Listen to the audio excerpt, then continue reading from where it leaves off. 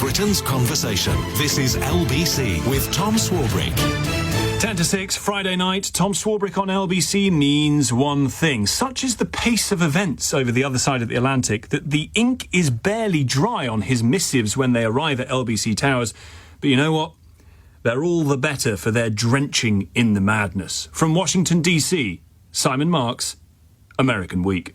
Tom, we have got so much to get to, and I want to start with something I ran out of time to include in the last two editions of American Week. Why are we witnessing such a frenzy of activity by President Donald Trump and his acolytes? The whirling dervish whirled again all week long. Foreign governments caught off guard by his sudden need for President Volodymyr Zelensky to surrender Ukrainian territory to his Russian aggressors. European governments, our own included, belatedly realising that Trump is ending America's 80-year commitment to European security. Vice President J.D. Vance today savaging the UK and Europe for daring to be independent thinkers and passing their own laws. Americans at home trying to keep up with more government agencies being gutted, more federal workers being fired, more mass deportations and fresh efforts to keep lawmakers, the courts and the media unable to keep up, all suffering from whiplash. The important thing you need to know about the frenzy is that it was all planned. Yeah, I called for trauma within the bureaucracies. The bureaucracies hate the American people. That is Russell Vogt, the new head of Trump's Office of Management and Budget. He believes he is on a mission from God. He was a key contributor to Project 2025, the blueprint for Trump's second term that the president on the campaign trail denied knowing anything about, but is now following to the letter. He was speaking in that interview earlier this month with Trump propagandist Tucker Carlson, but as long ago as May 2023, Mr. Vogt was telling supporters to prepare for a blitzkrieg the moment a second Trump term began. We want the bureaucrats to be traumatically affected. We want, when they wake up in the morning, we want them to not want to go to work because they are increasingly viewed as the villains. We want to put them in trauma. Civil servants in America, they're the enemies of the people, which is why Mr. Vogt is now the key mover in efforts to force thousands of them out of their jobs. He wants hundreds of thousands of civil servants to quit or be fired. The more the merrier, so they can be replaced only with loyalists supporting President Trump's authoritarianism.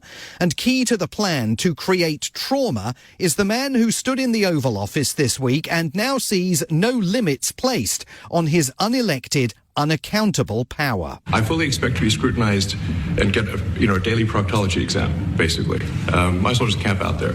It's not like I think I can get away with something. Elon Musk with a fresh reminder that Basil Fawlty was right when he observed that with Americans everything is always about bottoms. The tableau that played out in the White House on Wednesday was unlike anything we have ever seen.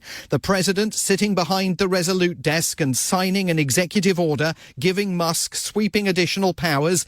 Musk's 4-year-old son, X, at various times at his father's feet or hoisted up on his shoulders. The richest man in the world telling the American public there's nothing untoward going on. They can trust him. We actually are trying to be as transparent as possible. In fact, we post our actions to the Doge handle on X and to the Doge website.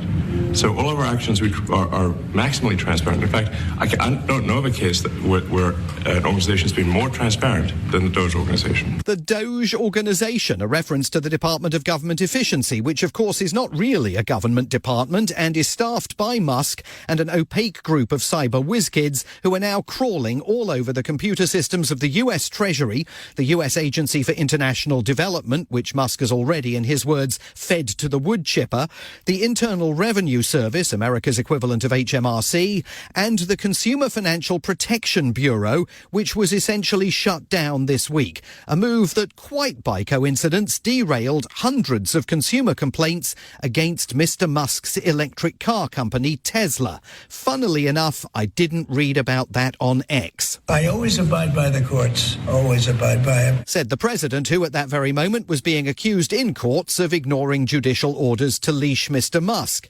Donald Trump and his de facto prime minister made entirely unsubstantiated claims about fraud that Doge says it has identified at various government agencies agencies.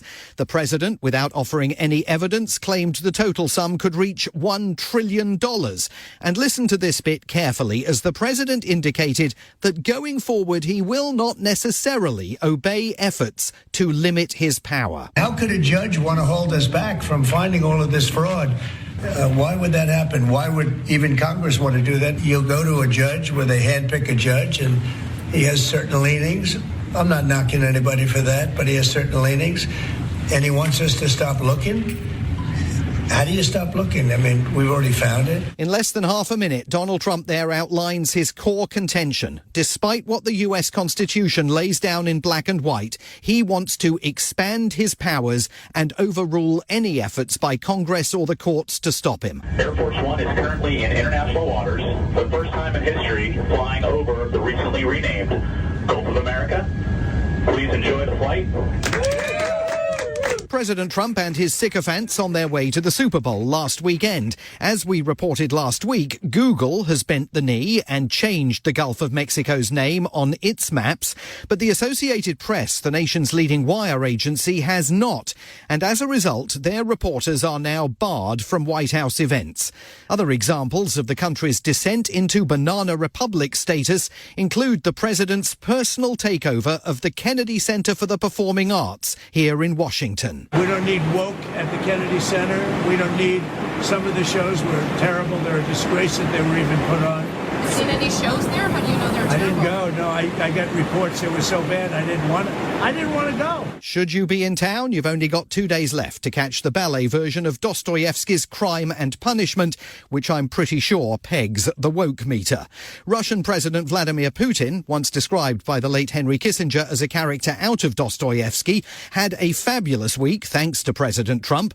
First, Tulsi Gabbard, whose relationship with Russia is at best questionable, is the new director of national intelligence here. Former National Security Advisor John Bolton on that. Putin couldn't be happier. I tell you, they're drinking vodka straight out of the bottle in the Kremlin tonight. It was a great day for Moscow. Because, of course, it was also the day of that 90-minute phone call with Putin, in which Trump essentially awarded the Kremlin chunks of Ukrainian territory, choosing to speak to the aggressor in the conflict first, before having the decency to let Ukraine's Volodymyr Zelensky know that the US is tilting the upcoming peace talks against him. We want, like you, a sovereign and prosperous Ukraine. Former Fox News anchor Pete Hegseth, now inexplicably America's defense secretary, delivering the bad news in Brussels on Wednesday. Returning to Ukraine's pre-2014 borders is an unrealistic objective. Chasing this illusionary goal will only prolong the war and cause more suffering. If that was the shot, the chaser came today in Munich from Vice President J.D. Vance. The threat that I worry the most about vis-a-vis Europe is not Russia, it's not China, it's not any other external actor. And what I worry about is the threat from within, the retreat of Europe from some of its most fundamental values, values shared with the United States of America. Says the Vice President of a country that is at this very moment shredding its own constitution, and a government that is blackballing the AP because they won't call the Gulf of Mexico the Gulf of America. The Vice President, by the way, was not the only prominent American lawmaker flaying the UK this week. This is insane. This is bone deep, down to the marrow stupid. Senator John Kennedy, Republican of Louisiana, the foghorn leghorn of Capitol Hill, sounding the alarm over Prime Minister Keir Starmer's plans to hand the strategically important Chagos Islands in the Indian Ocean over to Mauritius. The United Kingdom's our friend. I went to school there for a while. I love them. And I want to see their Prime Minister do well. But he needs to put down the bong. He needs to put down the bong. This makes absolutely no sense. It isn't only the issue of tariffs that is on the front burner for Lord Mandelson, the new UK ambassador here. Before we wrap up, let's briefly check in with the Democrats and Congressman Robert Garcia of California. How is he getting on formulating a response to all of this? Do you think that calling Elon Musk a dick is effective messaging for confronting what is a potentially irreversible transformation of the U.S. government? Well, he is a dick. We bleeped that out, not CNN. I want to end today by going back to that Trump-Musk press conference in the Oval Office. The people voted for major government reform, And that's what people are going to get. They're going to get what they voted for. And that's what democracy is all about. It went on for 30 minutes and reminded me of a much more sinister version of Grantchester, the ITV serial in which the vicar is always helping Inspector Keating to solve murders. We've been binging it here to try and put the frenzy of the day behind us. And I had the same urge for just one of the reporters in the Oval Office to ask a question about Musk that very few murder suspects ever seem to ask about the vicar. Why is he there? And even more to the point at the White House, why is Musk's 4-year-old son always on hand as his dad goes about taking an axe to the government? Put more succinctly, what the dickens? By the way, Tom, we've run out of episodes. Can you send some more over? Because I fear another big week ahead. From Washington, D.C., Simon Marks, American Week.